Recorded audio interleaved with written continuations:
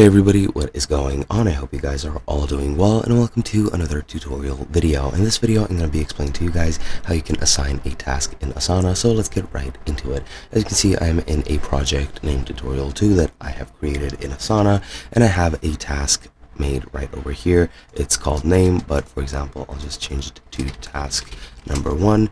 And let's say this is the task that I want to assign. Now, as you can see, it has an estimated time of 30 minutes. It has a budget of 100 euros. That doesn't matter, but we want to assign this task to somebody else.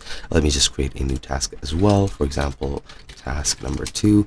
And now I have 2 tasks. And to assign these tasks, what you're going to want to do is under the column of assignee, what you're going to want to do is just click on that and add the assignee that you want. You need to either invite teammates via email into your workspace and into your projects, and then you'll be able to select who you're going to assign that task to. But once that's been assigned to them, they should be informed, and then that is pretty much all you need to do. At that point, they will be assigned to that task, and your job pretty much ends there.